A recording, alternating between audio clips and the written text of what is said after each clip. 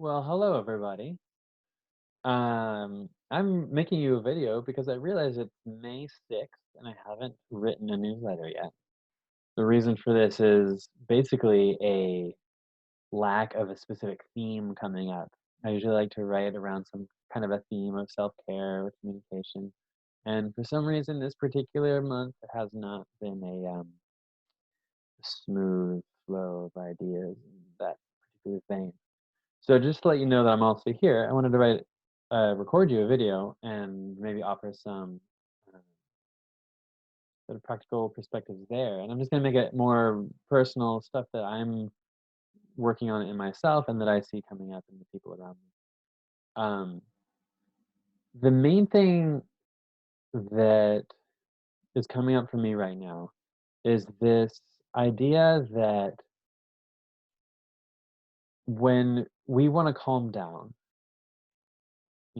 if our energy is feeling wound up or anxious or manic, um, oftentimes the impulse is to obviously to try to calm down. I'm going to take 10 deep breaths. I'm going to relax the muscles of my body one by one. Um, and this can work, but it can kind of feel like a power struggle. Like one part of your body is obviously trying to amp itself up. For whatever reason, your body is saying, hey, we've got energy. We've got things we're going to handle. Often anxiety and fear are saying there's some kind of a threat that we need to take care of or get away from. Or anger can be telling you there's something wrong going on and we need to go address it. So to try to calm that down in a way can be a disservice to whatever your part of your body is doing that threat assessment and is trying to get you to take action. Um, if you can think of the metaphor of a little kid who's saying, hey, I'm scared of the monsters under the bed, and there's no monsters, but you can't just tell the kid, "Hey, there's no monsters, calm down. Just relax." Um, the kid can try to force himself to calm down. They can override their fear and try to settle, but the fear or the anxiety is still there. So what would you do instead with that kid? You might bring them out of the bed.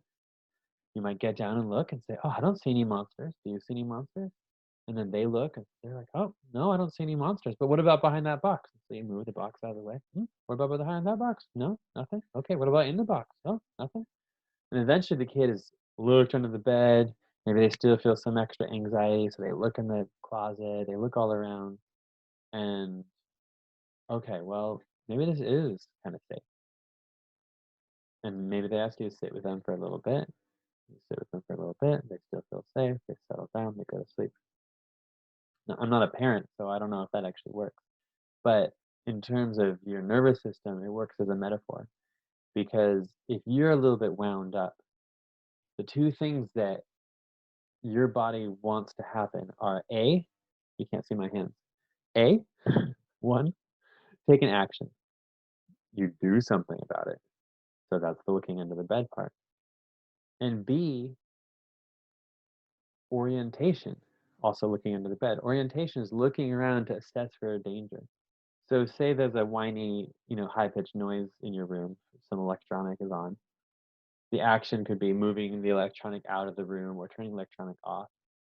And then you might orient, take a second with the lamp on, look around, let your nerves settle as you realize, yeah, the space is actually quiet now. If you just go straight to bed instantly as soon as you turn off the annoying noise, you might still have that unsettled feeling bouncing around because your body didn't get a chance to really look around and say, yeah, things are safe. So this can manifest in any number of forms. I know the examples I gave doesn't cover every situation, but thinking about what's an action I can take and what's a way I can visually orient. Sometimes I'll feel restless before going to bed. I lay in bed and it doesn't feel right to like force myself to relax. So I'll get up, I'll walk around the house, the lights down so I don't wake myself up with a bunch of bright lights. I'll go explore the house a little bit, moving my body. I'll look out the window. And pretty soon my nerves start to settle way faster than if I just lay down and tried to force myself to. Another version of this, if you don't want to get out of bed, is to just lean into the anxiety a little bit and then lean out.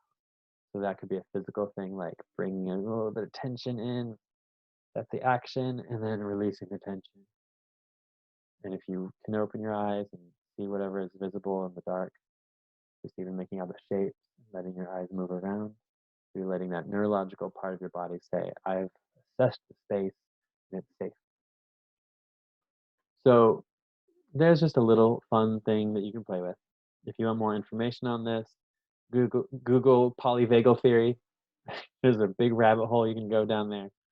And feel free to send me a message with any questions you have. I hope you enjoy this video format for the newsletter. I'm sure I will return to written formats in the future. Um, but for the time being, you get to see my lovely face.